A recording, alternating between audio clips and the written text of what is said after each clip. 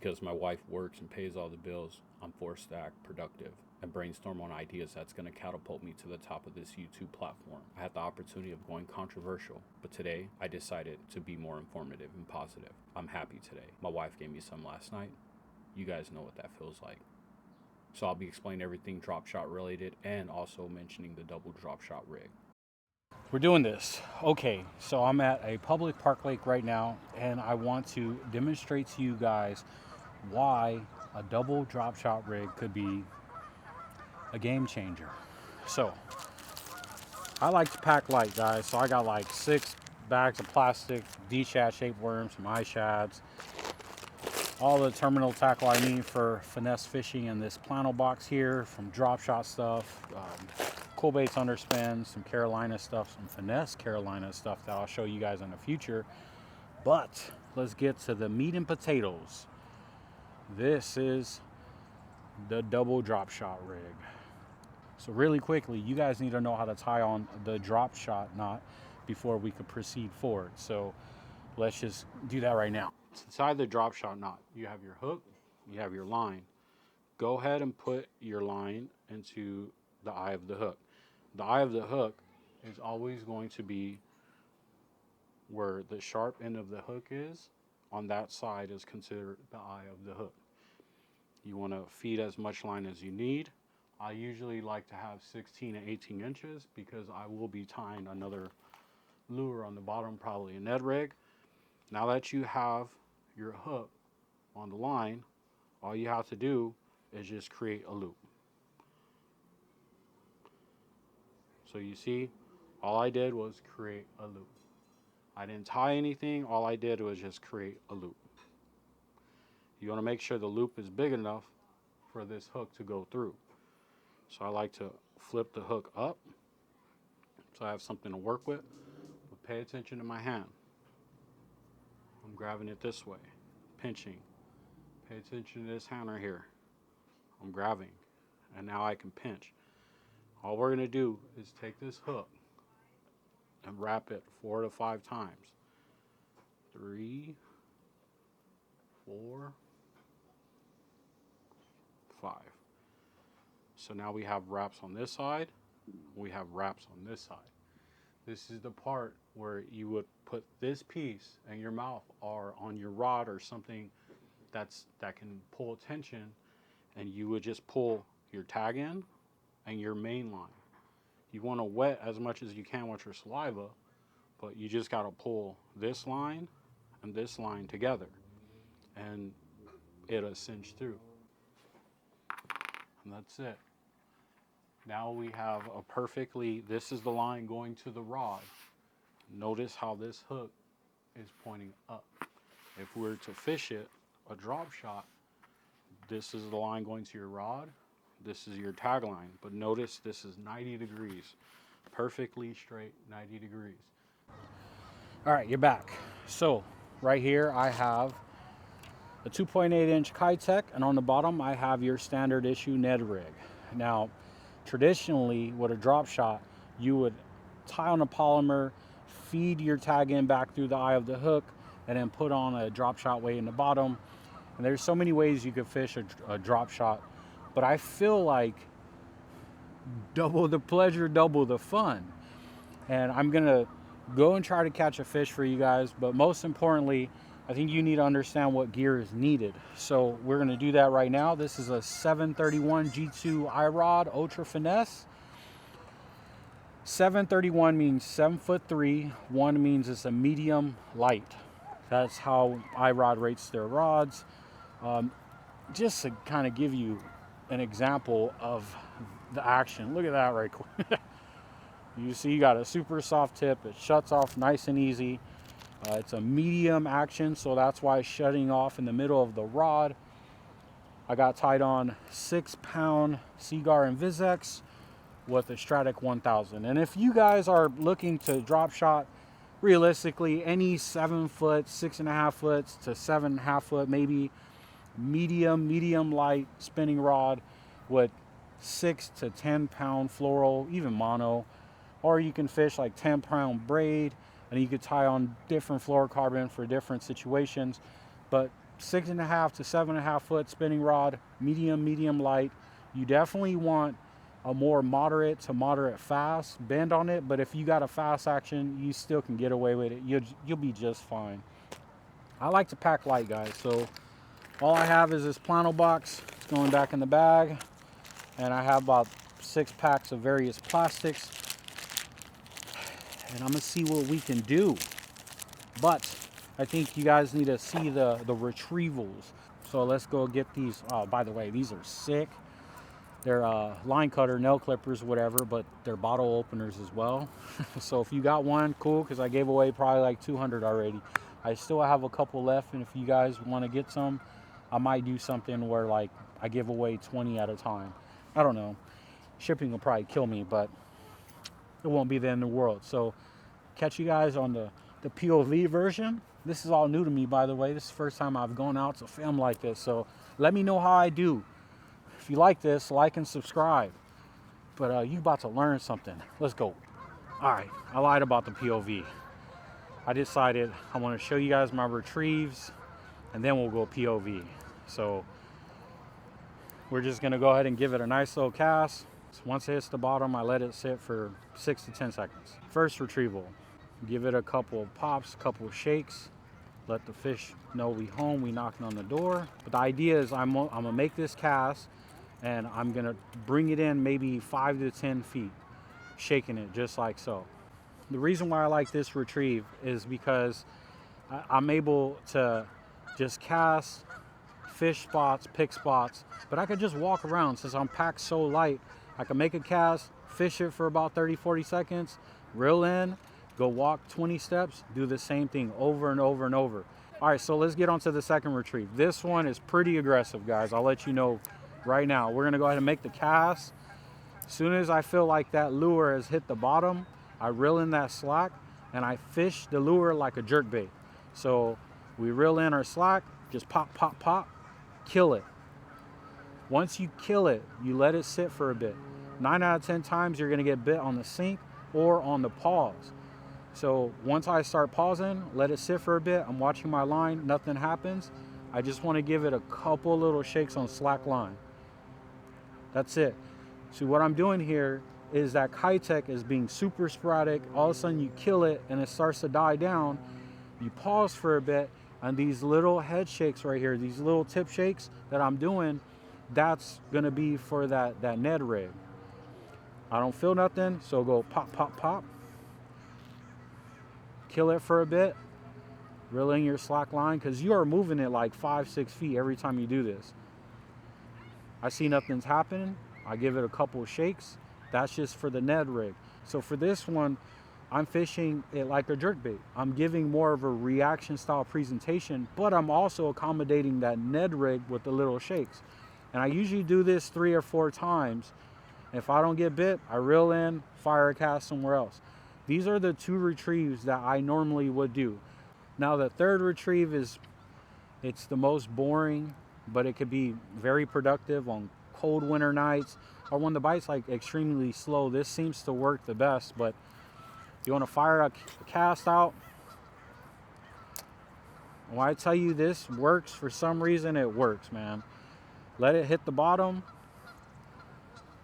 and all I'm gonna do is just put the rod down to like 5 o'clock and then lift all the way to 12 o'clock. That's just like this, and let it fall on slack line. And I'll do that about 3 or 4 times. If I don't get bit, I reel in and I move. I'm always moving though. So for the sake of making this video right now, I wanted to show you guys the 3 retrieves that I use when fishing a drop shot, because everybody says you want to just do this. I don't want to do that. I want to cover water. And this body of water here, a lot of the fish, they don't just sit suspended, they don't hunker down on something. They oftentimes just kind of swim. If you go to Bass Pro Shop and you look at big largemouth bass, you'll see them kind of sitting, but if you pay close attention to them, they always move. And I feel like they do that here. So I want to maximize the opportunity of getting to them by casting to them. The only way you can do that is cast a lot. So let's bring this in, get POV mode, and go from here. Cool, man. I had this nice little conversation with his brother. He was using a bobber float and fly setup. He didn't really know what he was doing. He's just trying out new things. And it's cool, man. Fishing is cool. I'm looking at him. He's over there right now. I don't know if he caught a fish, but if he did, I'm really happy for him. Such a cool dude. And his name is T. So now that we talked about retrieves, I kind of want to talk about the mindset here, before I get too carried away. My mindset whenever you're fishing a highly pressured public park lake or pond, I don't believe that you should melt the whole cast back. I feel like they're either going to bite as soon as you cast and it hits the water, or 5 to 10 feet around it. So when I don't get bit, I just start my slow retrieve back, get that kite kicking, and if I don't get nothing after 10, 12 turns of the handles, I reel in and I make the cast, but I move. I'm covering water. This way you can fish very slow. I was casting deep. Now I'm gonna kind of cast at a 35, 40. I don't want to fish too close shallow because I can already see there's a lot of that algae vegetation, and that's just gonna mess up my presentation overall. But we'll see what we can do with these types of casts. For this one, I'll knock on the door, I'll do a jerk bait retrieve back, and we'll see if we can get bit. So we're just knocking on the door here. Anybody home? Anybody home? Nothing. Let it sit. Pop, pop, pop. We're fishing it like a jerk bait. You give it a pause. Pay attention to your line. But before you start to pop it like a jerk bait again, knock on the door one more time. You're allowing that Ned rig to get a piece of the action when you're doing this. You're just knocking on the door. It's just skipping off the bottom. You get nothing. Pop, pop, pop. Pause. Pausing is very important when you're fishing this style. It's also very important when you're fishing a jerk bait, because most of your bites come on the pause. So we got nothing. We give it a nice little subtle pops and hops. Nothing. I'll give it one more popping action.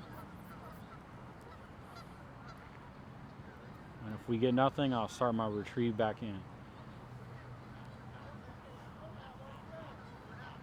And I already feel that there's a lot of vegetation coming back in. So with this setup, I'm not gonna be able to fish shallow. Oh, there we go. Told you guys, a lot of times you get bit on the retrieve back in. Oh, no way. Man, we were smashed right now and it got undone. That was cool though. All good. That was in the middle of the retrieve coming back. It's a good sign. Makes sense, it's April, so if there's gonna be a lot of bass, and up here they're either bedding, post spawn, or you get that last wave or two that's starting to come and look for beds. So for this one, we just knock on the door. And I'm really excited. I'm hoping to catch one for you guys. We got like a solid 45 minutes to an hour to be able to fish to catch one. But the concept of the double drop shot rig, I'm just gonna call it the double shot. You'll see I'm fishing that 10 feet zone of wherever I cast. That's where I'm hoping to get bit. But the retrieve back could be really good. I'll get nothing. We got some April grass. It's all good, all fine and dandy. There's a concrete box somewhere in front of this tree. I don't remember exactly where it's at, but I don't think I've ever fished the double shot here at Alondra. I used to fish it at Diamond Valley, Paris. I know I did Echo for a bit. Nice little slow retrieve back. Oh yeah, that's a lot of vegetation. A lot of vegetation. Yeah, my Ned rig's all jacked up already. Nada. It's fine, we keep moving.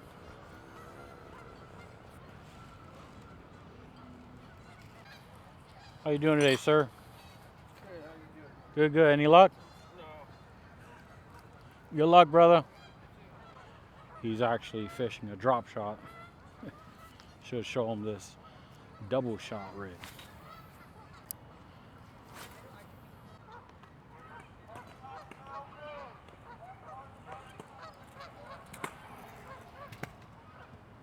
Man, I gotta move my car. Parking lot is now closed. Anyone with the car in the parking lot, please remove it. That's cold blooded. I gotta move my car.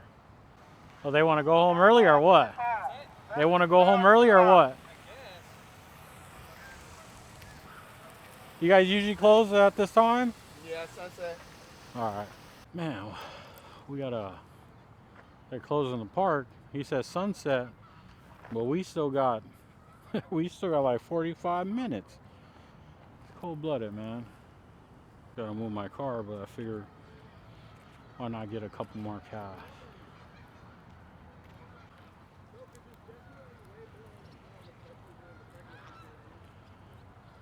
Oh my God, that was a bass. That was a bass that just jumped, or a carp, I don't know. Well, this is right where I just cast it. But with that being said, get back to your nap. Let me quit bothering you. Get some more sleep. Have some nap.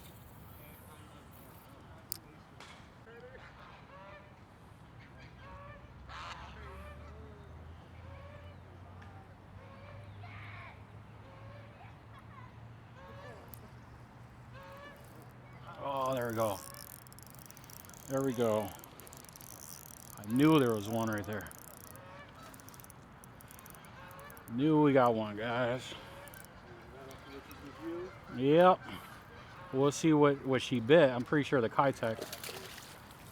Oh, and she's gone. On the Kitech. No. Got the net rig. Yeah. No, it was on the. I think it was on the Kitech. Yeah, I tried to lift her, but it's fine. It was a little girl. And would that work on an ultralight pole like this? Or? Yeah, this is an ultralight rod right here. It's called a G2 Ultra Finesse. So Okay. it works though. I mean, I definitely, and your net rig is just a regular just a regular net rig. Yeah. Yeah, it works.